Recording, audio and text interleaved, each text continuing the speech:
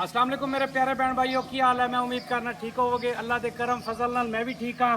तो तुसी देख रहे हो मेरा चैनल उमर दी धरती। मेरा नाम है उमर खान।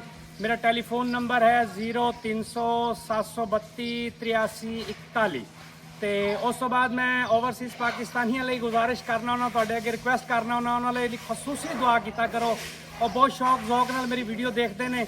अल्लाह पाक उन्होंने अपनी शायाने शान के मुताबिक पाकिस्तान दे विच जेड़े कोने ते भी रहिंदे ने अपनी शायाने शान के मुताबिक उन्होंने ख्वाहिश के मुताबिक उन्होंने अल्लाह पाक घर अता करे तो उन्होंने लिए इतना अल्लाह पाक वसी इंतजाम कर देवे रिस्क का, ताकि वह परदेस नूं छड्ड के इत्थे अपने वतन च अपने बच्चों को आसानी और खुशहाली आली जिंदगी गुजार सकन। मैं रिक्वेस्ट करांगा। उस तो बाद जी मैं अज बड़ा ही प्राइम लोकेशन के उत्ते 5 मरला घर बिल्कुल प्लाट के पैसों के लैके हाजिर होया। मेरा कैमरामैन अगर वाइड एंगल से दिखा सके, देख सकते हो गली की लोकेशन, कोठियां देख सकते हो तुसी इस कोठी से भी निगाह जरा मारो कैमरा। उस तो बाद जनाब जी बहुत प्यारी प्राइम लोकेशन है, 20 फुट की गली है। उस तो बाद अल्लाह तुहानू खुश रखे। उस तो बाद सेवरेज इत्थे पाई हुई है, 20 फुट की गली है, बिजली मौजूद है, गैस बिल्कुल सामने है, बाजार बिल्कुल सामने है। जरूरियाती जिंदगी की हर चीज़ तुसी इत्थों बाआसानी लै सकते हो, बिल्कुल बाआसानी लै सकते हो। उस तो बाद अलहमदुलिल्लाह आबादी तेज़ी नाल जारी है। उस तो बाद तुहानू ये कहना चाहांगा कि जिहड़ा मैं मकान 5 मरला लैके आया बिल्कुल सफेद पोश फैमिली लिए लैके आया और बिल्कुल जीरो प्राइस, सिर्फ प्लाट के पैसे हैं। यकीन करो सिर्फ प्लाट के पैसे हैं।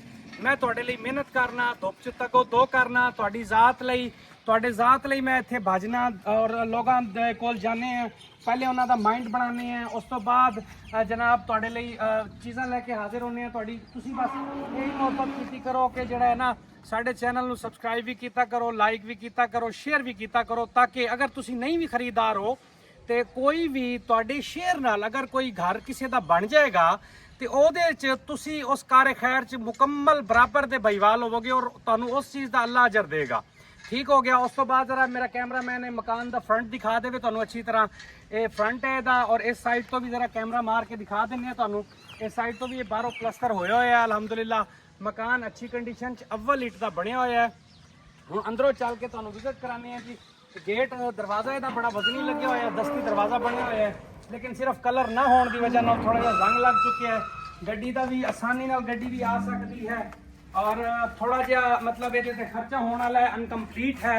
दीवारां दी बाउंड्री मुकम्मल है। उस तो बाद पहले ही एंट्री दे विच इन्होंने एक अटैच वाशरूम की शक्ल दी है, 4 इंची चुनाई है, अव्वल इट लगी हुई है और सीमेंट नाल चुनाई हुई है। इस दे विच तुसी वाशरूम अटैच कर सकते हो। जरा मेरा कैमरामैन अंदरों दिखावे, कैमरा मार के दिखा सकता है। और उस तो बाद जनाब जी इस दे उत्ते बोर, इहदा बोर होया होया है, बोर भी देख सकते हो, बोर मुकम्मल है। उस तो बाद अंदर चल के यदि बैठक का विजिट करने, बैठक यदि कंप्लीट है, बिल्कुल मुकम्मल है। सिर्फ बैठक का उत्तो लिपाई होने वाली है, उत्तो लिपाई कोई नहीं हुई हुई, उत्ते लिपाई हो जाए, टस्सू हो जाए।